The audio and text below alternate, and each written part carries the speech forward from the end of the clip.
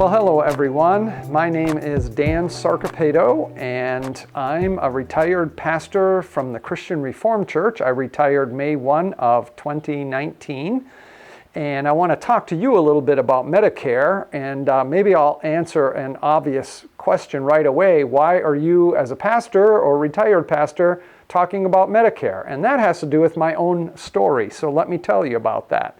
I told my church a year ahead of time that I was going to retire May 1 of 2019, and they had a year to prepare for that and so on.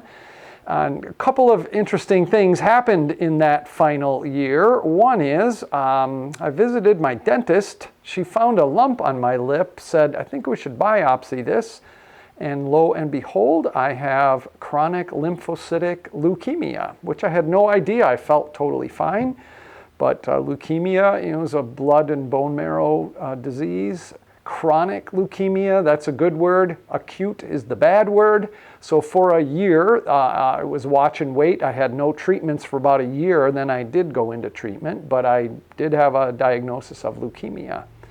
The next thing that happened was I myself signed up for Medicare after I got the diagnosis. And my wife is a year older, so I had walked through that process with her the prior year. And I thought, boy, she's really healthy, and I was healthy, but now I have cancer, and there's usually extra coverages that you get. Will I qualify for those? Will they charge me extra? Will they refuse me? I had questions. So I went to someone who was knowledgeable about Medicare and got some really helpful information that was all to my benefit. Yes, they had to take me. No, they wouldn't charge me anymore. It was all good news. I was very thankful and relieved, frankly. But also I thought, I usually kind of know about stuff, and I should have known more about this before I was ready to sign up. People should know more about Medicare. And so as I was praying about what to do in retirement, because I have some gas in the tank and wasn't ready just to golf and play shuffleboard all the time, I was praying about that, and I sensed the Lord saying to me, you seem to care a lot about this Medicare thing. Why don't you tell people what you think they should know and need to know to sign up for Medicare? So I took a month off when I retired, and then the rest of the summer I studied in the mornings, got my insurance license in Michigan. I live in Kalamazoo, Michigan, and got my certifications and licenses and started doing Medicare education, which I love to do, and what I really hope to do in this video. And I do this also one-on-one with people, and I also do this in Zoom groups or live settings. I try to help people to know what I wish I had known when I first went on Medicare. So that's my goal for you in this next 15, 20 minutes or so. And so let's dive right into that. And we're going to talk about the ABCDs of Medicare. Medicare has 4 parts, and they are named A, B, C, and D. So that sounds very good and logical. The only problem is Medicare isn't logical. You're going to find that out, and that's why a lot of people are confused about it, because it's sort of like a house built by 3 different architects who never spoke to each other. I'll build this part, and I'll build this part, I'll build this part, and they call them Part A, B, C, and D, but we're going to sort that out right now. So let's talk about Medicare Part A. Original Medicare was constituted by Part A and Part B. So Part A of original Medicare is hospitalization, hospital coverage. If you are admitted to the hospital, Medicare, and you have Medicare Part A, it will help to pay for that. Let's talk about costs and deductibles. There is no monthly premium for Medicare Part A. The cost is 0. And I don't say it's free because, hey, if you're watching this video, you've probably been paying into Medicare for a long time. So it isn't free. It's been, let's call it prepaid. So there's no monthly premium, but if you utilize Medicare Part A and you are admitted to the hospital, there is a deductible for every admission in the course of a year of $1,408, $1,408. So you pay the first $1,408, and then Medicare picks up from there. So that's Medicare Part A.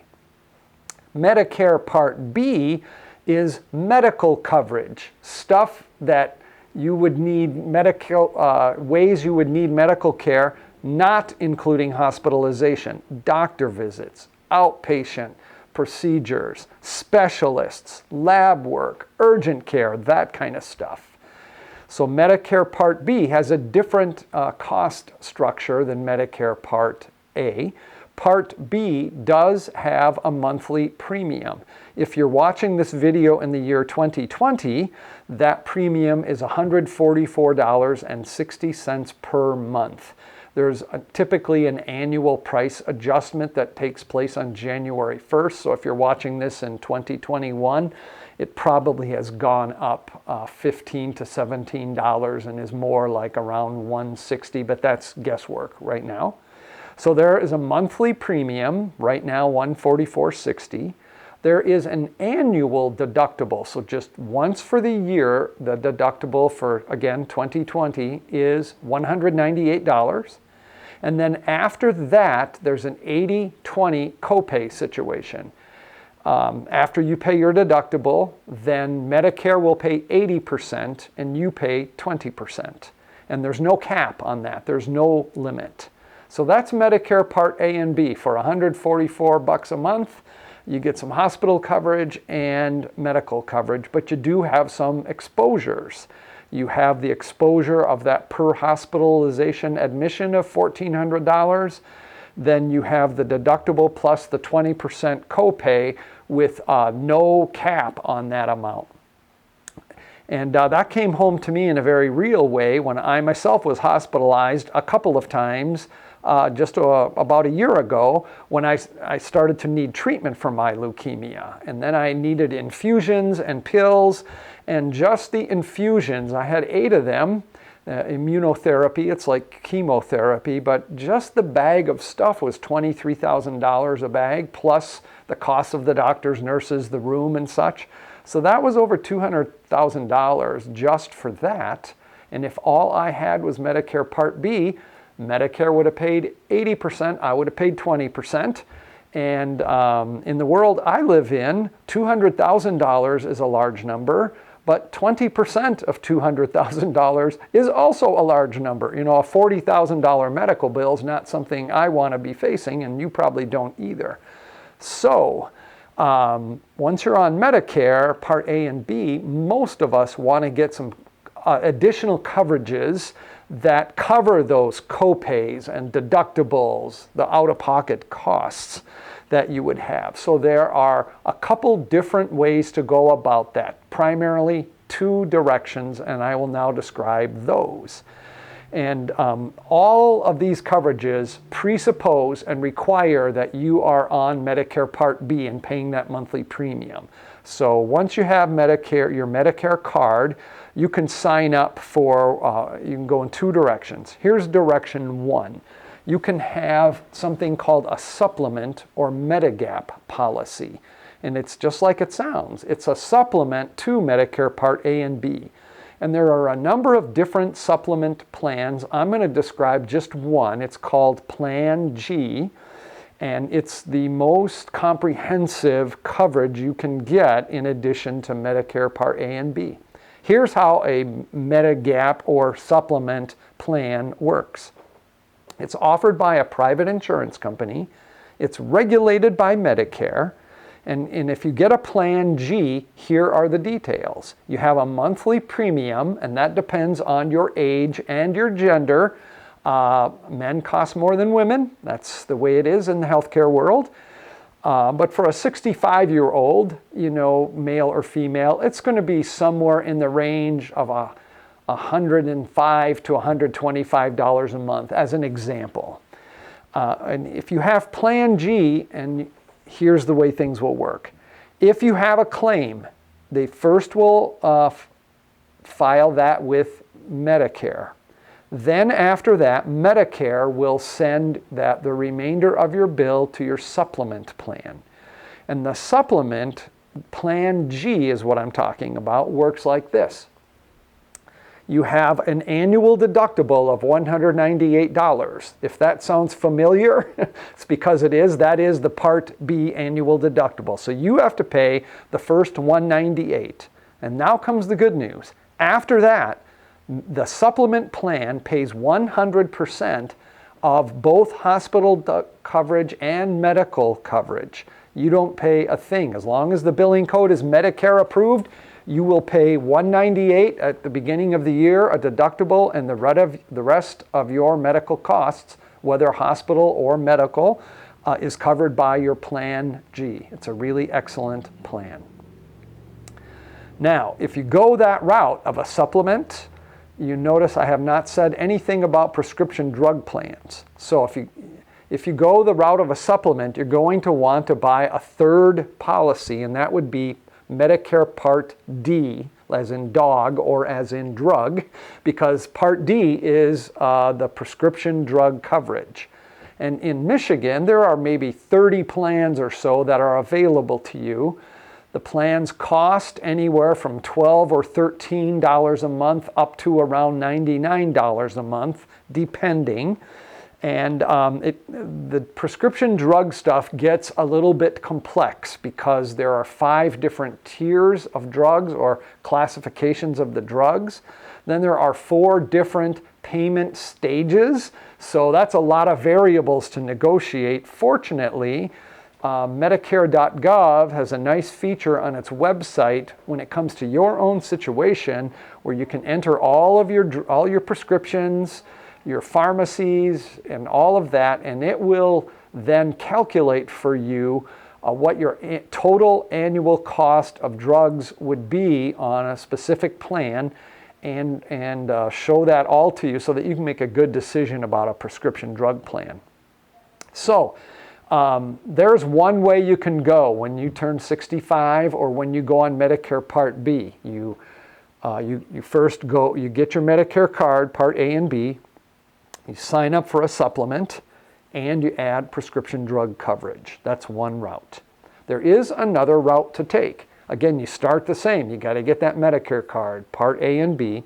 Then you can go with Medicare Part C, which is a Medicare Advantage plan. And Advantage plans work a lot differently than the supplements do. They also are offered by private insurance companies that contract with Medicare. But they essentially take over the whole process from Medicare. Medicare, if you get an Advantage plan, Medicare is no longer billed. All the billing goes right through the supplement company. Medicare pays that private insurance company. If you sign up for an Advantage plan, Medicare will pay that plan between $200 and $800 a month stipend to subsidize you being on the plan. So that's where they make the bulk of their money, is that monthly subsidy from Medicare. Now, Advantage plans work differently than supplements. They are an HMO or PPO model, meaning you have a primary care physician, you have networks, you have co-pays, you have deductibles, and so on. And so if you go with the Advantage plan, then you get a card. My wife is with Priority Health, so she has a Priority card. And when she goes to the doctor or whatever, that's the only thing she shows. She doesn't show her Medicare card like I do when I go, because I have a supplement. And so she will have to first pay any deductibles that there are, and then there are co-pays. So when you go to your doctor, there will be a co-pay, $5 or $10. You go to a specialist, there'll be a co-pay, $40 to $55 usually, and that sort of thing. So you pay more as you go when you are on an Advantage plan.